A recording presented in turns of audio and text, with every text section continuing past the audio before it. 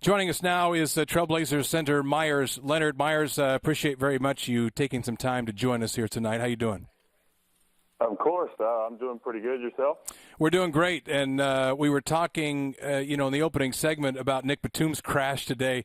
And I was there when saw him go down, Meyers. That was a bit of a scary fall. He and Will both, Nick going for the jam, Will going for the block. You can't blame either one of them, really. It was kind of scary, though. It was a bang-bang play.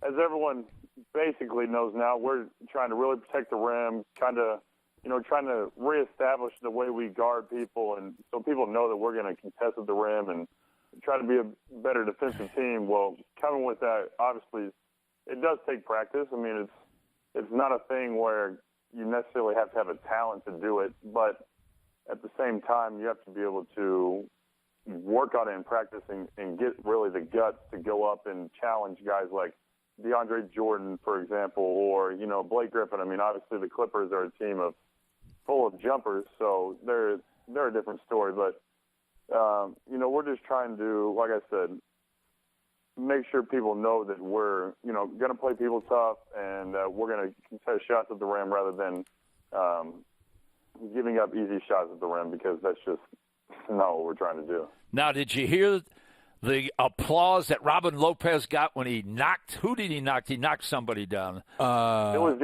DeAndre Jordan, was it? Yeah. Yeah. Now, we watched that specific play during film today, and it was DeAndre blocked Robin, but then Robin raced down the court and trailed after him.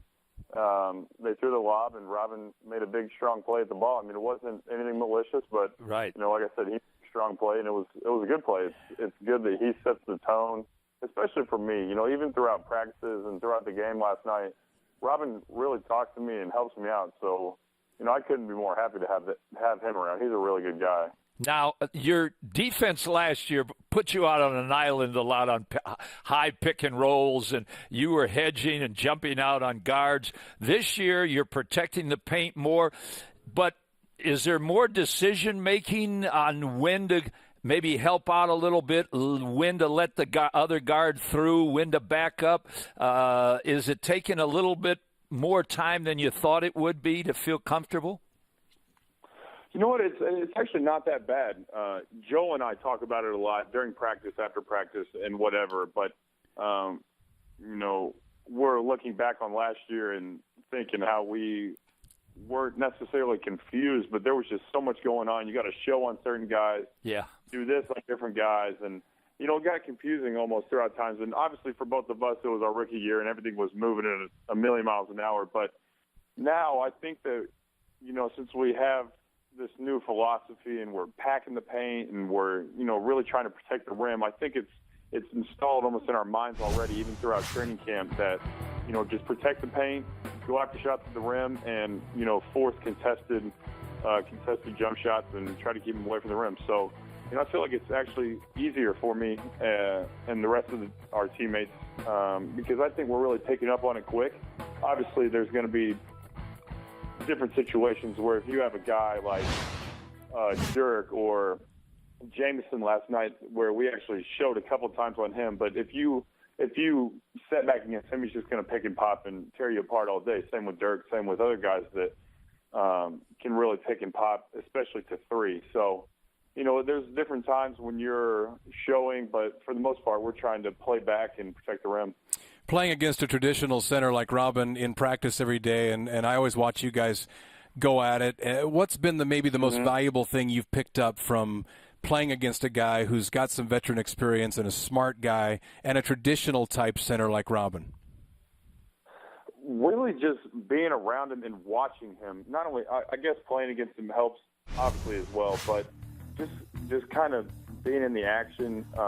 He talks to me, like I said, all the time about trying to, use my lower body to establish position, hold people off in the post, hold people off on rebounds, where to try to find myself throughout different parts of defensive possessions, especially when it comes to this new walling defense, because Robin's never been one where they've really, any team he's been on, has drug him away from the basket. He's always kind of dropped back and, force either a tough floater or, when they drive it down to the big, just, go straight up and contest it. So just really defensively and rebounding, he's helped me a ton. On the offensive end, he says, just try to go dunk everything, be strong at the rim, and when you're open, shoot the ball with confidence. I remember when I hesitated at FanFest, he was on the other team, but he said to me after the game, he said, Meyers, shoot the ball. I mean, it's one of your skills, so you got to, really use it. And throughout the end of last year, whenever even our coaches started to notice that I could really knock down a jump shot, guys would even get mad at me if I didn't shoot it. So I just have to remain confident and continue to work on my game, because I know that I can spread defenses out and do all those things, but the main thing for me is protecting the paint and scoring in the paint. We just saw a replay of you a second ago, a highlight of last night, where on the baseline you were dared to shoot it. You sat there for a second, double clutch, maybe pump again, and then you shot it and hit it. And we saw that a lot last year. Is that maybe you just kind of getting more and more comfortable with the idea of pulling the trigger when you're open? It is. And now that I know that I have the confidence of my teammates and just the confidence in myself, really, because I know I can shoot, but obviously in-game situations are different.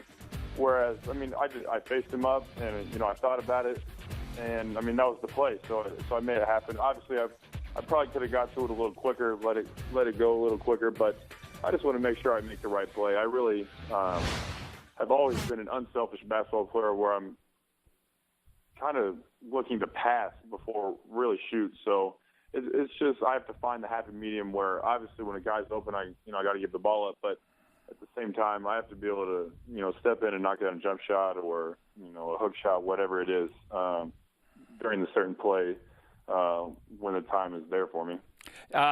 You're a guy that loves life. We read some of your tweets. You're at Multnomah Falls one weekend. You're out on the coast the other weekend, and I know you loved the University of Illinois. Do you ever think back that because you love the college life so much, maybe I should have stayed in college another year? Do you have second thoughts ever?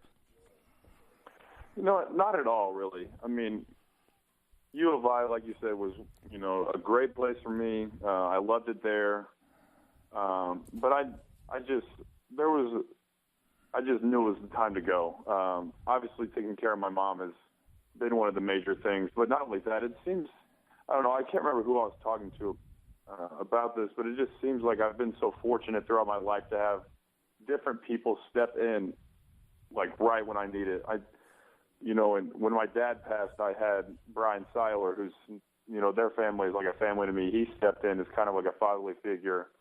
When I really started to play basketball, at a high level, when I was going on big AAU trips and, starting to get recruited really highly at the end of my freshman year, beginning of my sophomore year in high school, the high school athletic trainer really kind of took me under his wing and started to develop my body and really made sure I work hard. And then I got to college, and I had a guy who was there, and he kind of pushed me, and he let me know that, Meyers, the NBA is a real thing for you. You have to work at it, but you have a skill set that a lot of people don't have at your size, on and on. And then last year, coming into the league, I had Kim, who played in the league, I believe, for like 6 years, played in Italy for 10, has been around the league for 20-plus years, and really knows this stuff. And he's always there for me, not only on the court, but off the court. He really knows how to, kind of set me down and talk to me, or, let me know that I'm doing just fine, or that I really need to start pushing myself, or, whatever it is. So I've really had people, like Kim, especially at this level, and the rest of the coaches, but Kim especially, who have really kind of taken me under their wing and been able to help me through, a tough situation, or, praise me when I do something right. But yeah, I've been lucky. Meyers, last question, I'll let you go, and this kind of relates to Mike's question a second ago, but heading into a rookie season, you're just trying to get comfortable. You're trying to get your place not only on the team, but in a new city and, in a new league, and you don't have school to worry about anymore. When you look back at almost exactly a year ago, how much more comfortable are you now?